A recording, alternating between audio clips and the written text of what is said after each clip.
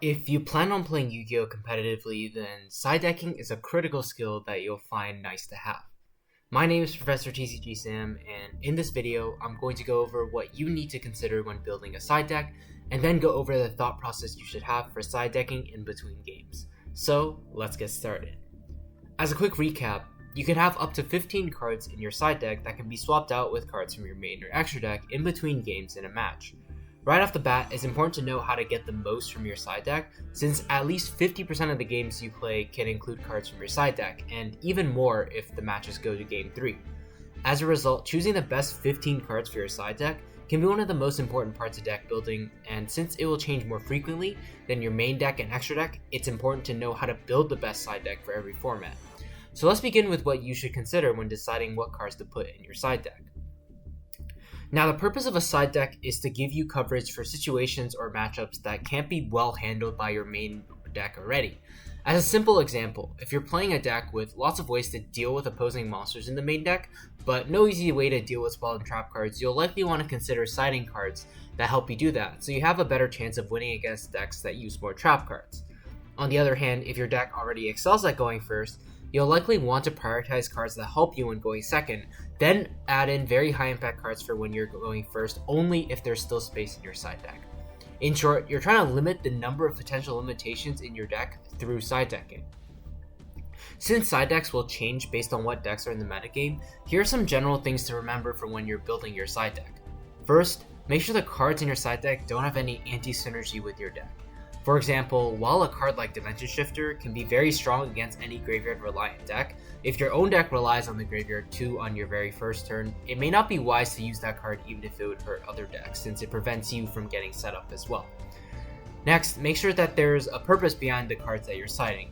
You should be able to know what situations or matchup each specific card in your side deck is helping with, and if not, then it probably isn't worth siding since it isn't impactful enough. And finally, if there are very high impact cards against popular meta decks in the format, then you should consider adding those in since you would expect to face those decks more often in a competitive setting. For example, while Ashizu Telements were the best deck of the format, if your deck could play Dimension Shifter, it probably would have been in your main or side deck already due to the sheer popularity of Telements. Now, while those tips aren't comprehensive, they should be easy enough to remember and provide a solid foundation for your side decking skills. Now, let's move on to actually how to side deck in between your games. As a quick recap, when you're side decking, you remove X number of cards from your deck and replace them with X number of cards from your side deck. Speaking from experience, this can sometimes be the hardest part of a match since you're forced to make a decision about what cards to side in and side out in a very short amount of time between games. Some of the things that you need to consider would be what deck you're playing against, whether you'll be going first or second, and other miscellaneous factors like how much time you have left to finish the match. Now, the most important thing you want to consider is what deck you're playing against. Simply prioritize putting in cards that are good against that deck first, then taking out cards that are bad against that deck. For example, this can be taking a card like Nibiru, the Primal Being, out against control decks, and siding in cards like Evenly Matched, or taking out lower impact hand traps like Ash Blossom against combo decks that can always play through them, and siding in higher impact ones like Duel and Lockbird. Now, the next important thing to consider is whether you'll be going first or second. Of course, if you lost a prior game, you get to choose, but in the case when you win the previous game, you have to use your best judgment to decide what your opponent is going to choose. There's some element of mind games and trickery involved here, but as a general rule of thumb, unless your opponents are above average and very good players, they'll usually always go for the straightforward option. For example, if they're playing a deck that wants to go first and set up a board, that's what they're likely going to pick. As a result, you should side under the assumption that you're going second in that case. This could mean taking out trap cards from your deck and putting in hand traps or board breakers. There's always going to be exceptions to this, but when you're just getting started, simply assume that your opponent won't try to be tricky. Finally, you'll also want to consider other miscellaneous factors. The most prevalent one is going to be how much time is left in a round.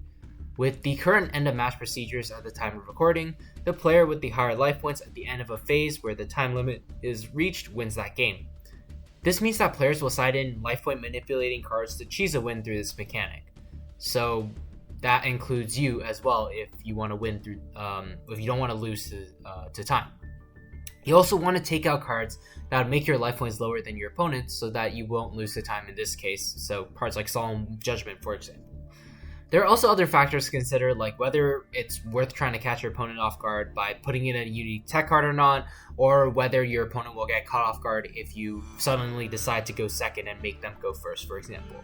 But these are usually not worth spending too much of your time thinking about. So overall, you can keep side decking simple by having a formula you'll always stick to. For example, if you know you're playing against a certain deck, then plan in advance which cards you'll be swapping out from your main deck and which cards you'll be bringing in for that matchup, no matter what.